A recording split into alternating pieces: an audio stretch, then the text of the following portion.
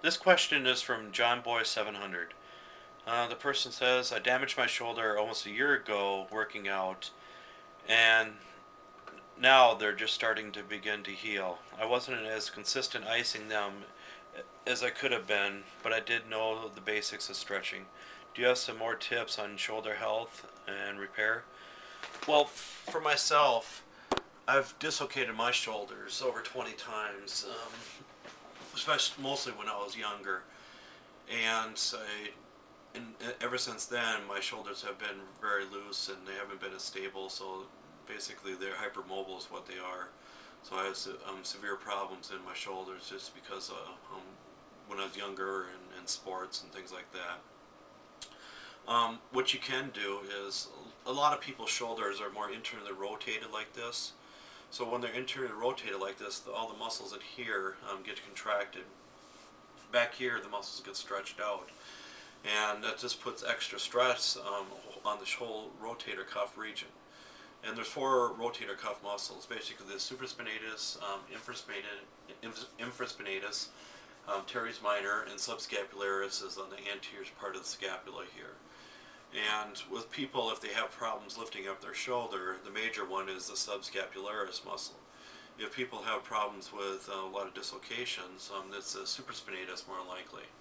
And the infraspinatus and the teres minor, the major action is lateral rotation like this. So when you're bringing the arm back like this. Um, but again, the supraspinatus in both my arms it's pretty weak, and also with the ligaments too in the shoulder region.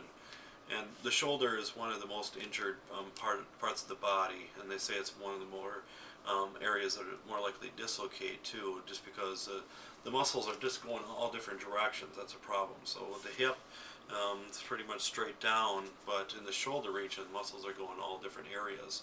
But you just got to be more aware of your own posture in order to correct everything else. That's going to be more beneficial for you to help with the shoulder health then.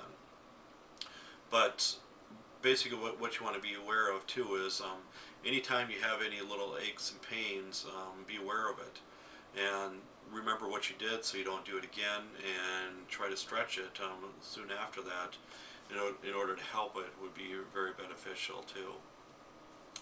And with exercising, comment with that is, I mean, you said you were where you were working out and then you injured it. Try not working out. Just joking. But with that is so many times when people work out, they tend to go overboard all the time. So just go to the point of a little resistance, a little bit farther, but just don't go gung ho. That's the problem with working out. And icing again always is a good thing, especially in the first 48 to 72 hours of an injury. But with icing, you just want to ice that area until there's until you can't feel it at all. But once you have that feeling where you can't feel the ice anymore, then you stop, because you don't want to go anymore, because you can even get frostbite. That's a problem. But you never just hold in that area. You just keep moving it all the time in that region with the ice then. And exercises. I'm not a physical therapist or anything else, so sorry I can't recommend any actual exercises for that or any kind of strengthening, because that would be a better area to get into if you with the shoulder actual health then.